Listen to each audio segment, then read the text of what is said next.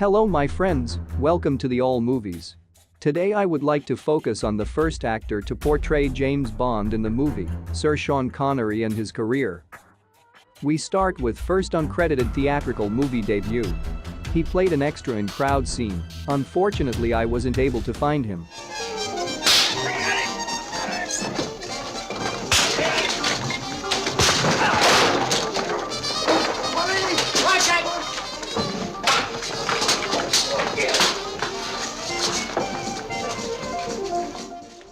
Of all of the movies, designated as having the year 1957 after their respective titles, this one was released first and featured the credited theatrical movie debut of young Sean Connery. He admitted to disliking the movie, calling it garbage. However, he enjoyed working with Terence Young. Martine Carroll was not very impressed by her leading man, Van Johnson, and many years later, said that it would have been a better movie if the unknown Connery had been cast in Johnson's part. 14. Hey, Pop, you passed me about a dozen times today. How many runs do you do? Look at him. Blind, deaf, and twice a granddad. About the time of filming, Sir Sean Connery was staying with Stanley Baker and his family. Connery named Baker as one of his original acting idols. With this particular movie, Stanley Baker would become one of the biggest film stars in Britain.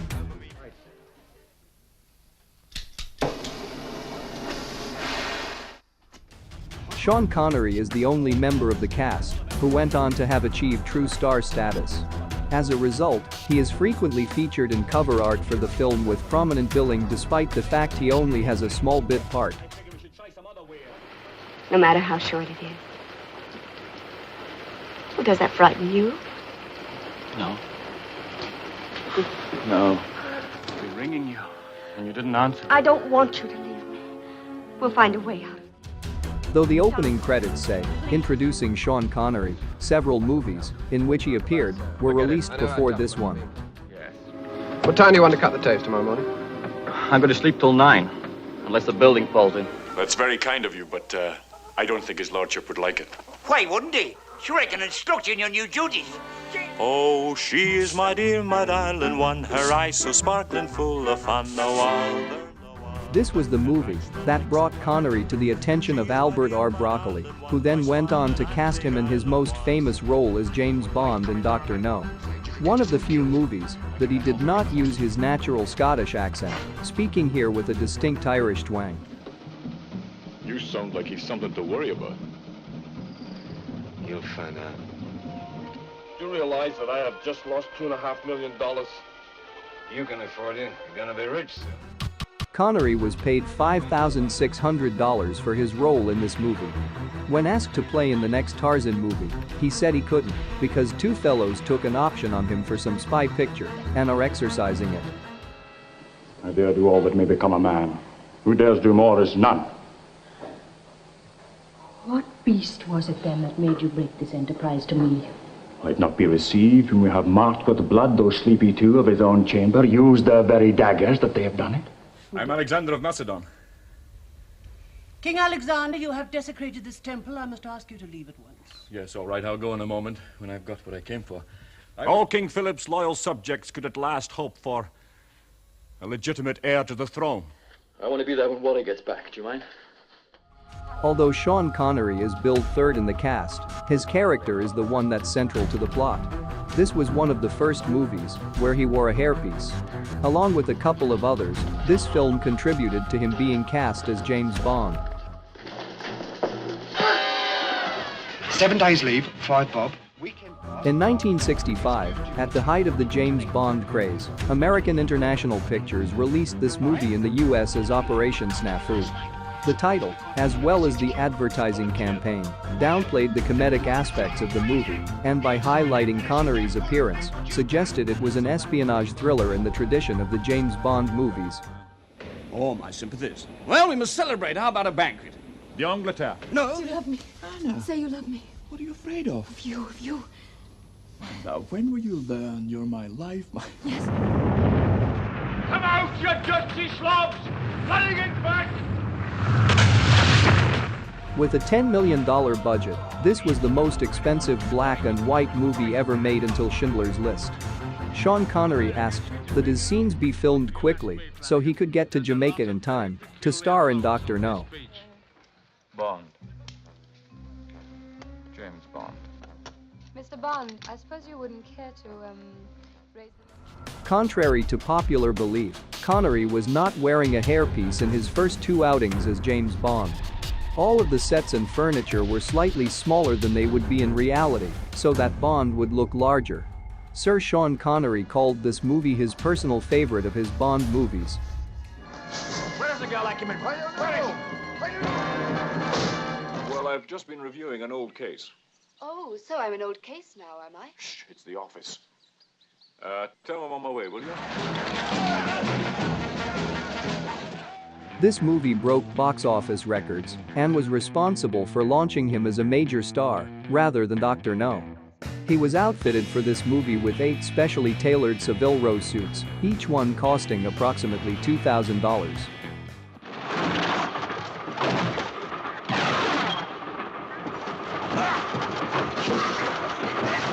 I thought you'd like me to interview Miss Marcello personally, Uncle. Don't fancy your taste in women. I'll show you to your room. My uncle's not an easy man to handle. He's used to getting what he wants. Exactly what he wants. The white tuxedo Connery wore in this movie is the same one he wore in the pre-title sequence of Goldfinger.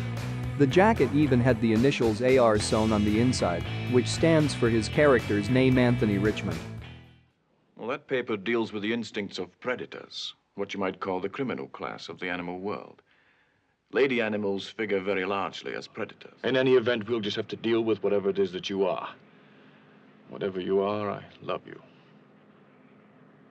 It's horrible, I know, but I do love you. What's mine belongs to you. It's yours. You're not stealing. You want the money? Take it. I said take it. Shocking.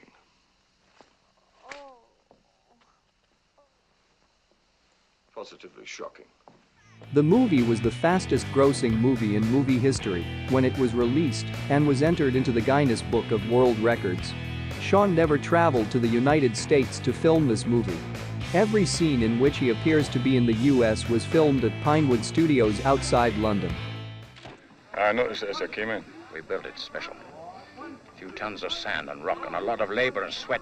The prisoners built it. Well, that's marvelous. So it's a great construction feat. Filming began on September 14, 1964, in Almeria, Spain. As a result, Connery was unable to attend the premiere of Goldfinger, on which he had just completed work. Despite the film's lack of commercial success, he considered it a personal triumph, as it led to more challenging acting roles in the future. You crazy bastard! My dear uncooperative Domino. How do you know that? How do you know my friends call me Domino? It's on the bracelet on your ankle. The budget for this movie was more than the combined budgets of the first 3 Bond movies. This was the most popular Bond movie, with paying audiences racking up 140 million ticket sales. Bond's jetpack was actually flown by engineer Bill Suter. He was one of only 2 people in the world qualified to fly it. You're my last hope. Now, this is the big one that's beginning to flow. But I need time. I need time and peace. Look, I can't write poetry in jail. I've tried it. This particular film is one of the more obscure titles from Connery's varied career. The scene involving a topless Sue Ann Langdon and Sir Sean Connery near the beginning was the subject of a photo feature in Playboy magazine. Give me back my poem!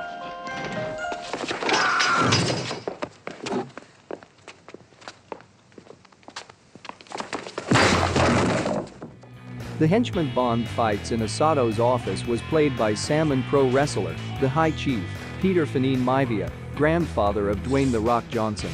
The relationship between Sir Sean Connery and the producers deteriorated to the point where he refused to act if they were on set.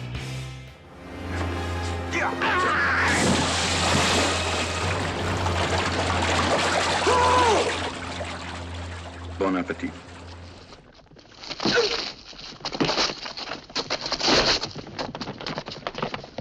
But I came alone, and not with the army. You kill me, all the hunting party and the army will come in. Many more of your people will die. Bridget Bardot was an early choice to portray Tracy in On Her Majesty's Secret Service. She was unable to do so because she was shooting this movie with Sir Sean Connery on a temporary sabbatical from 007. My dear, aeroplanes are the only hope now, and I know nothing about aeroplanes. You know everything about the yacht. The film The Crash of the Airship Italia in May 1928 and the rescue efforts that follow. The disaster caused the deaths of 17 people, including some of the rescuers. Connery, who received top billing, spent 3 weeks filming in Moscow. But as it was, you left her to a lifetime of regret. What are you doing here? The best I can. Who are you? This movie was a notorious flop after it was released in 1970, earning back a little over 10% of its $11 million budget, an enormous sum for the time. The movie's failure solidified Connery's reputation for being box office poison outside of James Bond. You're goddamn right. What's advertising but a legalized con game? And what the hell's marriage? Extortion. For the first time, Sir Sean Connery appeared on screen without a hairpiece. It was also the final time, other than his return as Bond in 1983's Never Say Never Again, that he would appear without a beard or mustache on screen.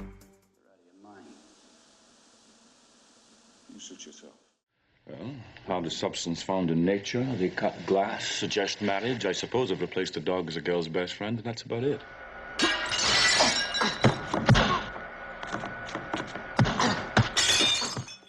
Because of Connery's high fee, the special effects budget was significantly scaled back. He was reportedly paid $1,250,000 to return as James Bond, a figure unheard of in those days.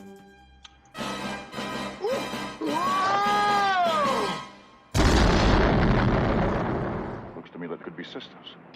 She was an only child. Spent a lot of time on her own. Bloody much. Sean Connery enjoyed making this film a lot more than Diamonds Are Forever. The movie took just 1 month to film, at a low cost of $1 million. Despite this, and excellent notices, it failed to make any profit for 9 years, and went unreleased in several countries. I didn't have any choice. My father was chosen. My mother was chosen.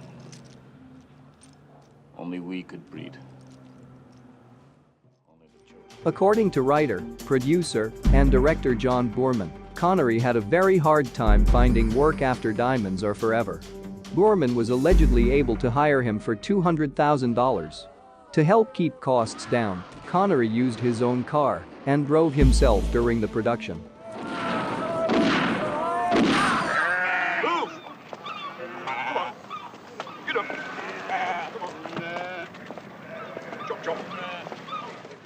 I stopped for one night to see Ur of the Chaldees, and for 3 days...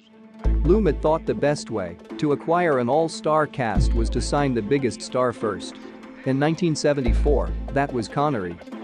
Once he was attached, the remainder of the cast was set in a matter of weeks.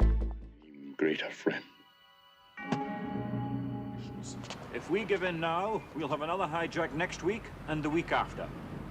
We'll become a soft touch for any blackmailer who's prepared to use this kind of piracy. The airplane used in the filming was loaned out by Hans-Ardo Meyer, a Norwegian finance man and shipping magnate.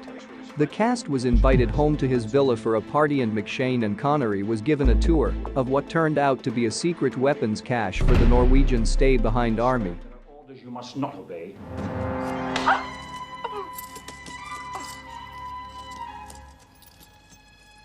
I'm the right shooting. Do not laugh at me again.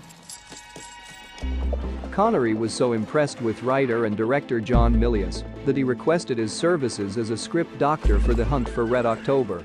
According to Nadia Sawalha, Nadam Sawalha tried to coach Connery to do an Arabic accent, but gave up after 3 days. Cut me down quick before it does. Did he say I was to give you anything for telling me this? Because I won't. No, he didn't. Then why did you do it? For the sake of the widow's son. Between filming, Connery ate sheep's eyes to appease a local sheep, little realizing it was his heavily disguised friend Eric Sykes playing a prank.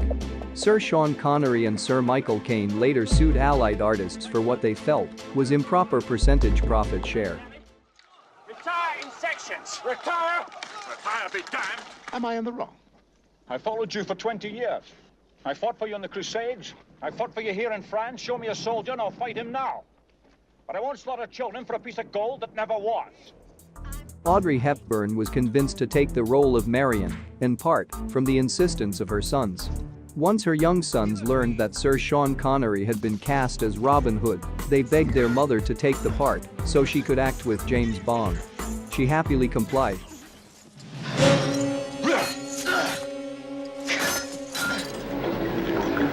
Palestinians will never sit down and talk. Sir Sean Connery once said of his role in this movie that he took the part of Khalil based on reasoning that he always used. He thought him to be an interesting character.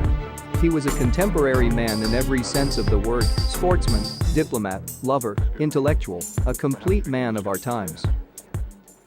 I need drop zones as close as possible to the bridge. Now, clearly this area is no use at all. Can't have my chaps landing on the top of chimneys, but... Connery initially turned this movie down because he felt it would be glorifying a military disaster. He played one of the largest roles in this movie, as General Urquhart, but was angered to discover that Robert Redford, in a much smaller role, was getting considerably more money. He went on strike for a short time until his fee was adjusted to his satisfaction. You go. He will be fine. I fear I've been too devoted to business these past few years. I've never married.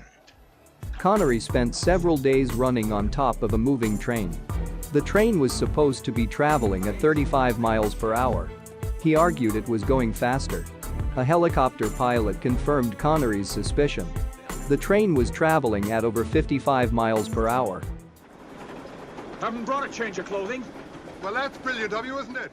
What the hell am I supposed to do about that? Help me ride over them. Okay, you son of a bitch.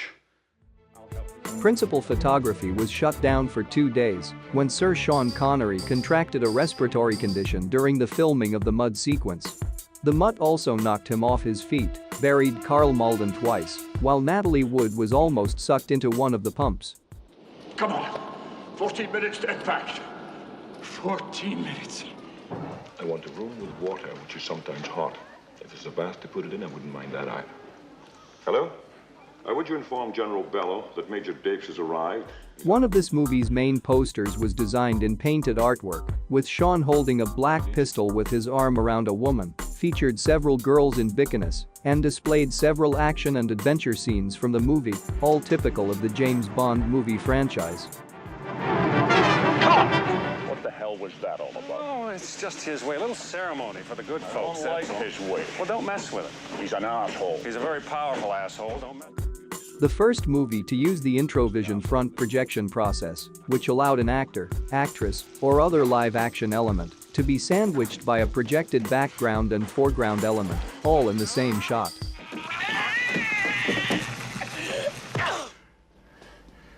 Oh, fuck. You don't believe what? I don't believe the way you killed him. Yes.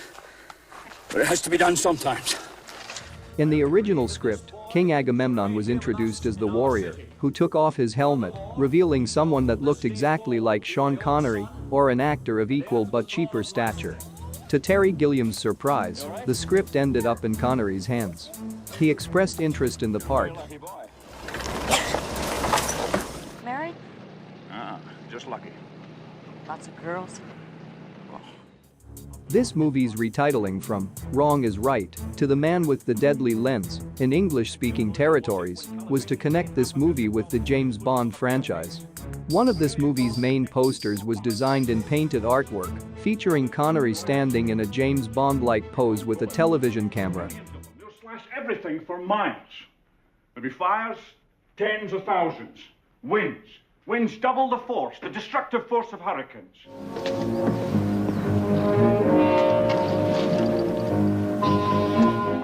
Sean Connery once described this movie's location work as the most audacious piece of filmmaking he had ever been involved in. Connery once recounted the worst moment he experienced while making this movie.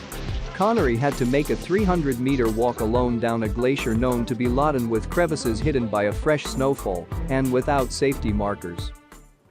How'd you do, Nigel? Sorry I'm late. But as you're one of these undercover Johnnies, I took a precaution of not being followed. And that's why you shouted my name across the harbor. A young Steven Seagal was the movie's martial arts instructor. He broke Sean Connery's wrist during training. This is Rowan Atkinson's first movie. He later parodied James Bond in the Johnny English films. Connery was 52 at the time of filming, so the writers decided to make James Bond a retired secret agent. Those days are over. Aww. These young eyes have seen nothing of the world yet. Shall I snuff out their light? Shall these young lips grow cold before they have tasted life or touched a woman's cheek? You have interfered with my game with your black... Sir Sean Connery made this movie while filming Never Say Never Again, which is why you only see him sporadically throughout the movie. You tell me when my game is over? I make the rules, boy. I make the rules. The sensation you're feeling is the quickening. Who are you? All of Sean Connery's scenes had to be filmed in a week due to his schedule. He had a bet with director Russell Mulcahy that they would not finish in 7 days, but Mulcahy won the bet. Connery earned $1 million for his week's work. Art, faith, steel. In the end, there can be only one.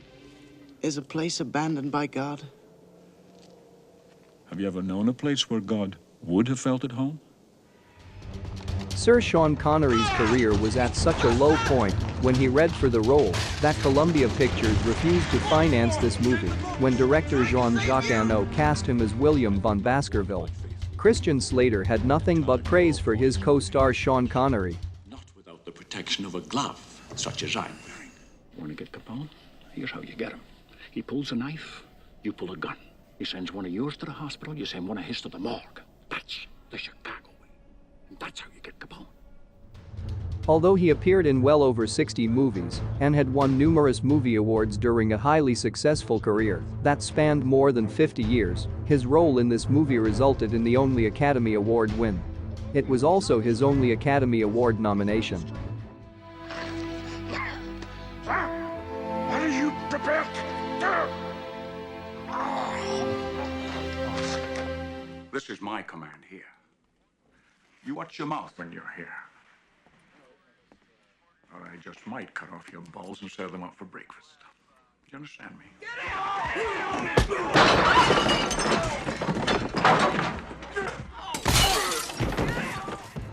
Kevin Costner was contracted to play the role that went to Mark Harmon. Apparently, Costner left the project, much to the disappointment of Sean Connery, who had wanted to work again with his co-star from The Untouchables. Between takes, Connery did a cameo as himself in costume as Lieutenant Colonel Alan Caldwell in Memories of Me. $12 a pound, mate. Well, I must get back to work. Goodbye. You don't. Do you think my son would be that stupid that he would bring my diary all the way back here? You didn't, did you? You didn't bring it, did you? Well, You did.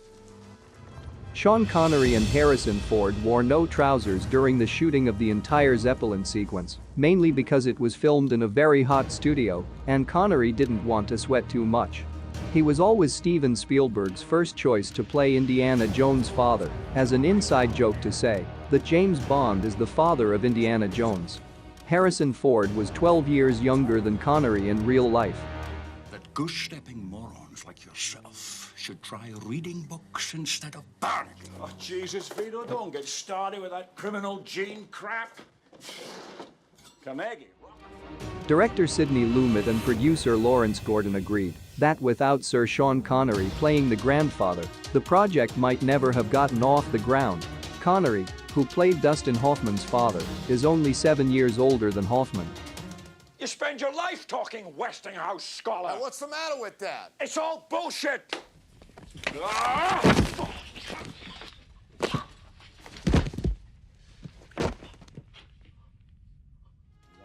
Connery spent time underway aboard the USS Puffer preparing for his role. He was given commander status and allowed to give commands while underway with the captain beside him. Two of the submarine captains in this movie have actual Navy experience.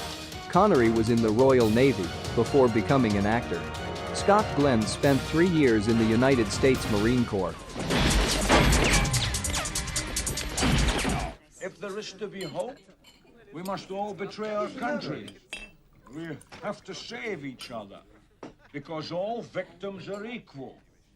Sir Sean Connery had casting approval for this movie as part of his contract. This movie was the first major movie production from the West to be filmed substantially in the Soviet Union, with full permission from the Russian government. But you're safe. The children are safe. Uncle Matvey's safe. No, I'm not your leader. But because I see with eyes different. The movie's initial budget was estimated at $30 million. Sir Sean Connery received $3.5 million for 9 days of work. He donated the money to charitable causes.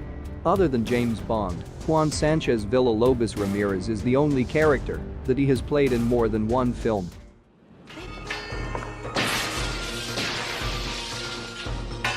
There's no substitute for experience. I will not allow this wedding to proceed. My lord. Unless I'm allowed to give the bride away. You look radiant, cousin. Connery got $250,000 for 2 days' work. He donated it to charity. He also played Robin Hood in Robin and Marian. Oh? The hell you're not. I'm your research assistant. The hell you are. And where's your mask? I don't have a mask, I just got here. Sir Sean Connery's hairstyle in this movie was based upon composer Jerry Goldsmith's well-known ponytail. Connery, and even the producers, felt Goldsmith's pulled-back ponytail fit the character of Robert Campbell very well. His salary for this movie was $10 million. Dr. Sealov is my second choice now. When we arrive, you take charge of the negotiations.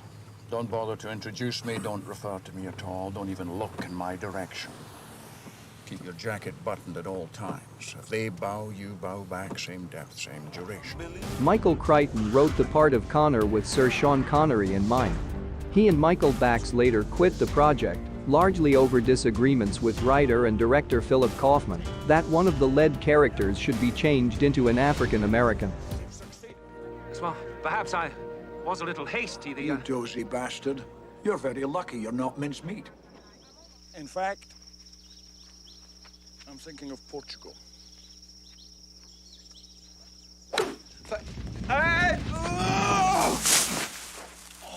Never, ever talk to me like that, you little English shit, or I'll rip your fucking tongue out. Did you know that he was beaten for 22 hours before he gave his confession?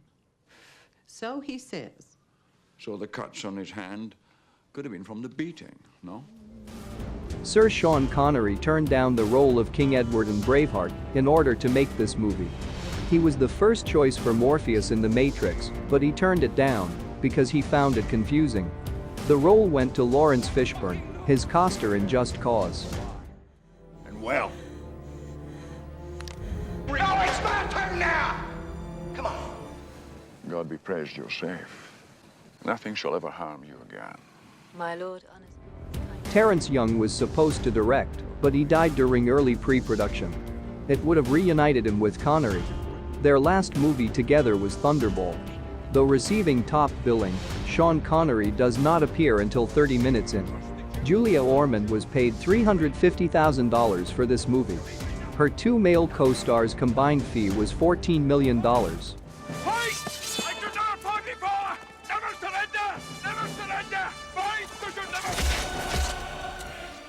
Hardly. But if you win, you'll be out of work. I will not stop until I've rid the world of every last one of you. I am the last one! More than 200 photos were taken of Sir Sean Connery with a variety of facial expressions, which, along with footage of his voice recording, were used to make Draco bear a stronger resemblance to him. Those stars, I truly would.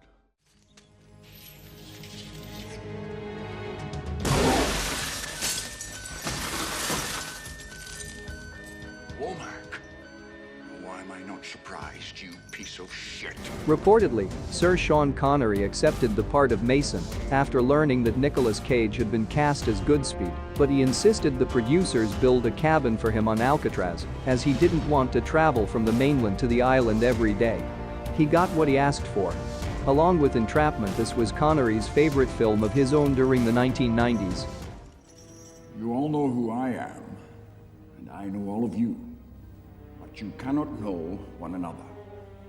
Security is still paramount. This movie's critical and commercial failure, along with the equally unsuccessful and equally maligned The League of Extraordinary Gentlemen, was partly responsible for Connery's decision to retire from the movie business.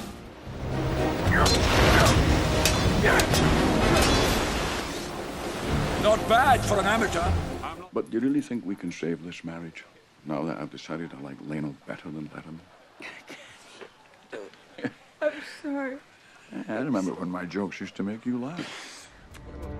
Sir Sean Connery took just $60,000 as his salary for this movie, as he was keen to play a character his age in a relationship with someone his own age. This was a far cry from the $14 million he earned on The Rock. And so quickly. And if it's true love, then you start to see yourself through their eye. I'm going to ask you some questions, and if I don't like your answers, you're going out the window.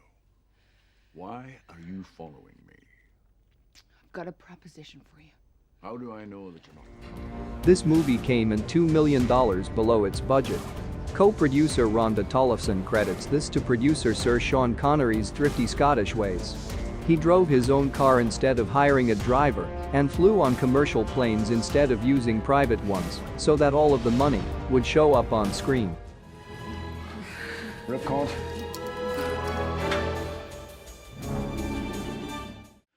If you tell me what you really want to tell me, I might not read any more of this. But if you let me run you down with this racist bullshit... I thought it would be the same when he came back, but, During filming, it was discovered that Sir Sean Connery could not type. When you see Forrester's hands on the keys, they are someone else's hands. When Jamal checks out the data on Forrester with the school's computer, the facts he discovers are Connery's real-life data. Losing family obliges us to find our family. Not always the family that is our blood, but the family that can become our blood. That notion makes you sweat? Heavens, man. Doesn't it you? This is Africa, dear boy. Sweating is what we do. Wrong quarter me! Connery was offered roles of Morpheus in Matrix and Lord of the Rings, but said he didn't understand the scripts. When he was offered this movie, another screenplay he didn't quite get, he took it. He had a particularly bad working relationship with director Stephen Norrington. Both disagreed over almost everything, with Norrington constantly changing setups during the shoot, much to Connery's annoyance. She's